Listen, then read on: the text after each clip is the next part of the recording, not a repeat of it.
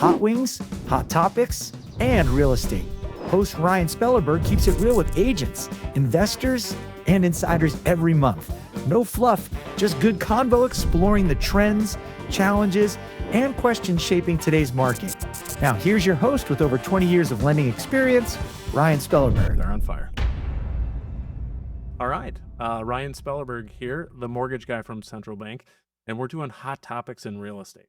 Fun little session here with one of our market leaders, Brandon Martens, coming in, and we're just going to have some good conversation over some progressively hotter wings, which are sponsored by Atomic Wings here in town. Thank you guys for helping us out. But so let's dig into the first wing, and then we'll start asking some questions. Sounds great to me. Okay, so we're going to start out with just regular buffalo, it says. So give it a run. In the right order. I don't want you to set me up for failure. This is put together by my wife, so I think. Let's hope. Yep. Hope she's right.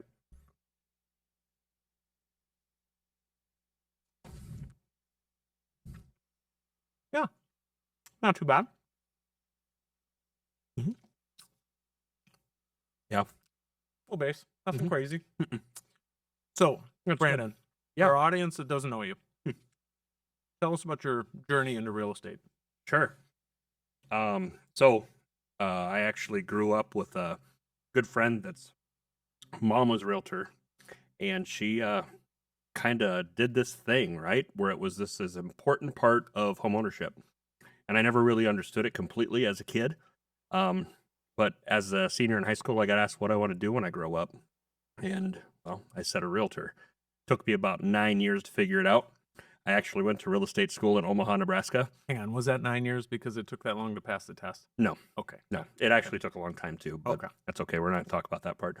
But basically, I actually went to real estate school when I was 19 years old and got scared away by just big, bad, scary things like tax liability, CPA, and accountant. Tax liability, CPA, and attorney, I'm sorry. It was definitely a little scary for a 19-year-old to think all those big words. And so I took a pause. Worked for Hy-Vee in management for a long time. Ran a garden center for them in West Des Moines, Iowa. And then found myself meeting some gal at a wedding here in Sioux Falls and moving to Sioux Falls and got married to Michelle. Also known as Mick. Also known as Mick for her friends, not just everybody. And so basically when that change happened, I worked for Nyberg's Ace for a few months here in town and then decided that real estate was a go. Lots of things was happening in Sioux Falls, and it's continued to happen over the last almost 20 years since I've been licensed. Well, the real estate community is happy you made that change. For sure. So recently you spent some time in the national spotlight with the Realtor Association during some really interesting times for realtors. For sure. What's the one big takeaway that you had? Oh, I forgot. We got to eat a wing. Oh, yeah. Every question. So this next one is going to be Thai chili. Doesn't look like Thai. Big buffalo. I think the last one was Thai chili. Okay. I think Emily got it wrong. Oh, let's not Let's do not that. tell her that.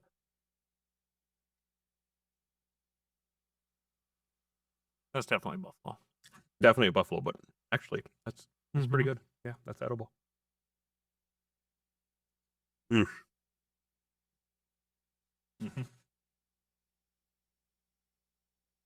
That's a really good wing. Yep. Very good. Yeah.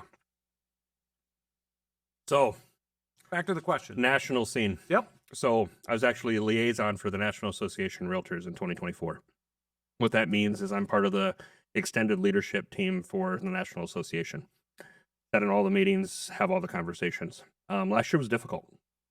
A lot of different things happened leading up until 2024 with different things in regards to a scandal that maybe happened, maybe didn't. And also the buyer's agency was in question, compensation was in question.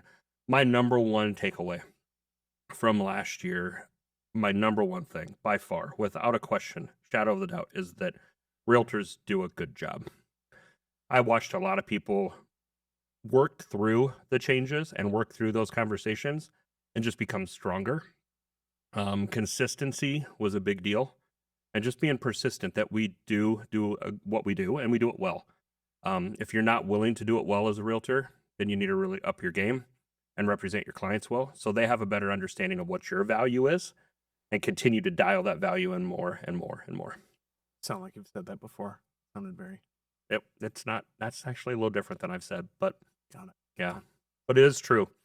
I was able to go and speak to multiple associations throughout the country, and go and talk about this stuff, talk about settlements, talk about whatever scenarios are happening in the last year. And I will tell you that from the beginning of the conversation to the end of the conversation, it was just consistency and community. That's what came through in the end.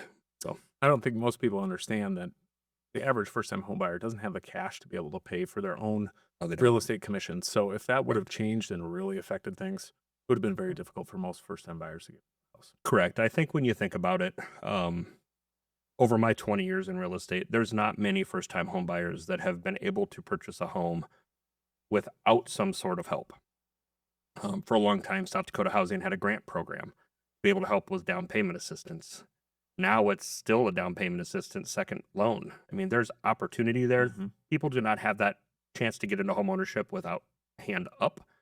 And we really want people to be represented and understand the process. There are people that are seasoned in selling that still need someone to help navigate that sale, whether it's their first or their 20th property. Yep. All right, you ready to dial into Buffalo Hot? Sure, we're going to find out how hot it is. Got it. I'm watching your sweat. Sounds good. Really hasn't been too bad so far. It's pretty good. This wasn't number... Good flavor to it. A little bit on the back end there, just a little. Coming in? It's coming just a little. Oh, yeah. So everybody has an I told you so moment with a client. What's the most memorable one you can think of? I go back in time. I go back a long ways, actually. First couple of years in the business. Biggest I told you so moment came when a buyer was in the process of purchasing their first home. Housing prices were different. They were coming from a place of always renting. They were told by their lender and also told by me, don't make any extra purchases. Don't do anything prior to. We went to go do the final walkthrough day before closing, and they showed up driving their red Ford Focus with dealer plates in it. And I looked at them and I said, did you buy a car? Yeah, well, yeah, we got a good deal on it, though. It didn't change anything. I had them contact the banker right away. They ended up not buying that house that next day because they were not approved to do so. All for a Ford Focus. There's a little bit of a story there just because it's just a Focus. They could have waited a couple more days.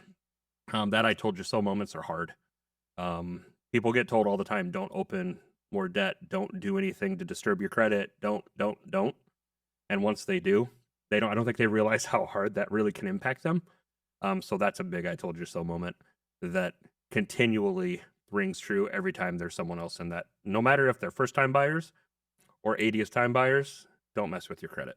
Yeah, changing jobs, doing things For like sure. buying vehicles. It happens. People don't happens believe a it lot. happens. It happens a lot. People just don't think about it. Yep, not at all. And we'll find out right before we close. Exactly. We verify employment. You're no longer there. That's another great example. Yeah, that's a Happens good all one. the time, unfortunately. All right, we're going to hop into Mango Habanero. This is where she starts getting a little bit more aggressive, I think. I guess we'll find out, won't we? For the taste buds. We'll see if she's got it in the right order. I'll pause. He's not dying yet. I'm going. I put a lot on my lips there. Oh, yeah. I'm going to regret that. Oh, it's there. Oh, yeah, that's there. Yeah. Oh, yeah. Got it all over the side of my face. But there's some pretty good sweetness, though, too. It's Mhm. not just heat. All right. So in 2023, you thought to yourself, selling real estate on my own. It's just too easy. I think I should start my own brokerage. What made you jump into that?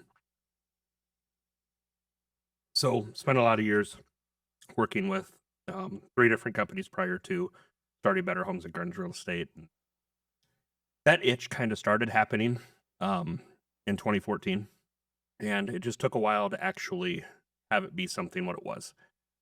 What it really did, I was never running away from anything. Worked with a great brokerage, still a great brokerage today. I just saw maybe a different way to do it, a different angle, just a way to try to expand and help the market grow in a different way.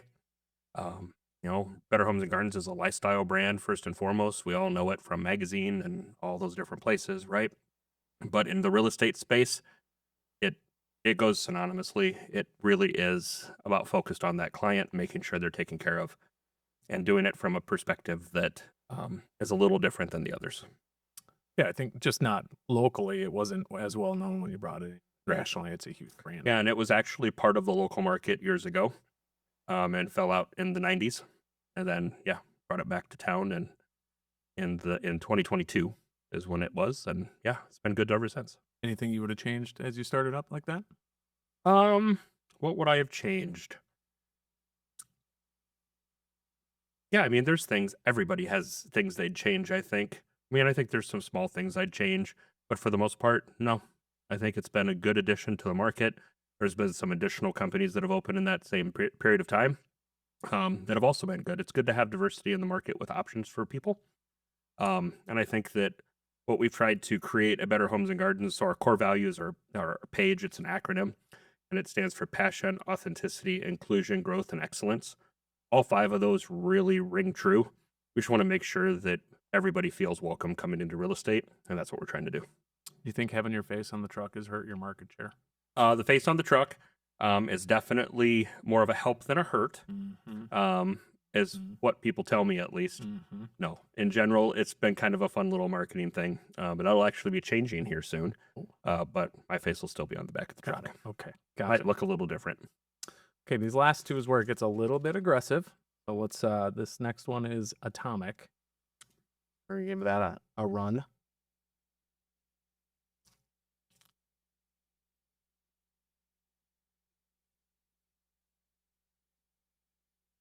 Just a lot like Buffalo. Well, no, it's coming. Is it sneaking up?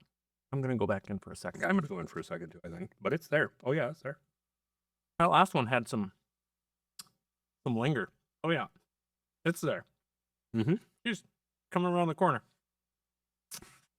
So Brandon Martens is a 22-year-old, soon-to-be homeowner in today's market. With the knowledge you have today, what are you going to do? Buy more real estate. Shocker. I didn't see that coming. Many times through my career in these last 20 years, I've had opportunities to purchase and maybe let them go. As a adult growing up, 5 years probably starting to hit, isn't it? Yeah, there it is. It's there. As an adult coming into it, I did purchase real estate when I was 21 years old. I bought my first house. I wish I would have learned more then. So what I would tell people today is invest in real estate. Don't be afraid of it.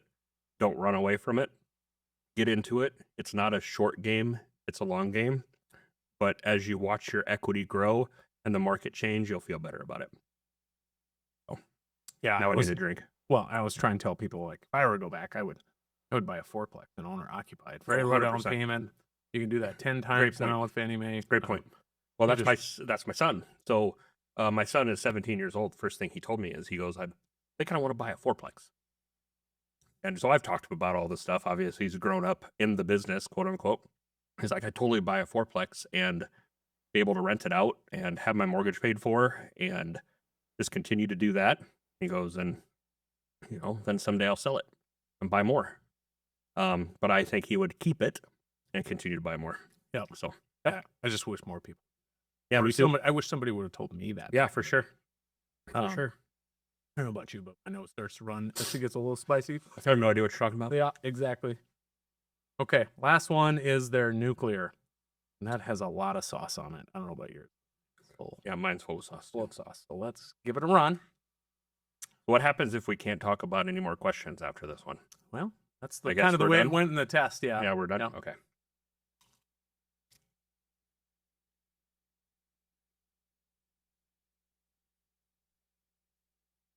So far, so good. Oh yeah, there it comes. Yeah, it's not even sneaking up. There's just much sneak there. That's just right at you. Yep. That's nuclear, all right. Whew, I must have had something in my eye. Oh, it's really a good thing you have those fresh paper towels here. Yep. Okay. You need a Kleenex? I'm okay. Yeah. I'm dabbing a little. Holy buckets. It stings the nostrils a little bit. Oh, boy. Think about how much better you're going to feel after that. Absolutely. Okay, so unless you work in real estate, it's hard to understand the time commitment of working with clients when they're available. Yep. They don't want to see a home from 8 to 5. So how have you and your wife, Mick, dealt with running a successful practice and having a great marriage? What it really comes down to is it comes down to patience on both ends. There are times where I've needed to be there and couldn't be there because of whatever situation. They're going to die over there, aren't you? Right. Yeah, me too. The other thing I'll say is I made it a priority early that I was going to be at every sporting event. Any chance I had an opportunity, I was going to be on the sideline. I was going to be coaching. That was my pro tip. Coach. Actually be there as a coach as opposed to be there as just a person watching, because it's easier to explain to your client, I've got to coach my 5-year-old son's soccer game as opposed to attend my 5-year-old soccer game, because it's an easier pass. I did have people once in my career tell me that if that was more important than they were, then they have to call somebody else. And I told them that was fine. I got a return phone call back apologizing to me and letting me know that if he would have had that relationship with his kids, maybe they'd talk to him a little bit more. So you got to set your priorities early. Make sure that family, that time with your wife, that date night, whatever it is, that family time is important. You don't always have to be chasing. Clients will chase you as well. Yeah. And work with your timing. My wife once told me, she said something to the effect of, you just needed to train your clients to call you during working hours. I kind of laughed, and now she understands a little bit more, but it's always been a good conversation we've had as well. Sorry for those late texts and weekend texts and stuff. Sorry. The end of my tongue isn't working as well as it should be right now. You know what's crazy is my lips feel really numb and tingly. It's kind of weird. Right. So hopefully I don't have a weird allergic reaction and pass out. So maybe you just want to, that's it for the questions, and thank God that's the last wing. I'm almost going to go back to number 1 and have a bite to try just to kill to the cool other it one. down a little bit. So what do you want everybody to know? What's upcoming for Brandon Martens? Yeah, I think what you need to realize is that this market's ever changing. The city leaders, including Ryan, in the last little bit of time here as city council, but the city leaders have done a good job with Sioux Falls. There's a lot of negativity that floats around, and it's a growing city and all of that. But what I have seen over my 21 years of living here has been a growth mindset, really looking at the future, always looking towards what's next, and taking care of the problems before they become problems. Sometimes it's reactionary because it has to be, but I feel like the city itself is great. I will say that inside of that city, when you look at real estate, huge. The city has grown in all directions. And so take the opportunity and look at what opportunities are there. Invest into it. Look at rental property opportunities if you're in that place. Look at opportunities in commercial real estate. Look at ways, I think that as COVID happened and there's been some shifts, we've got some pretty decent sized properties in the commercial world that are on the market that really need to either have a new idea put into them or space used differently. Think about those ideas.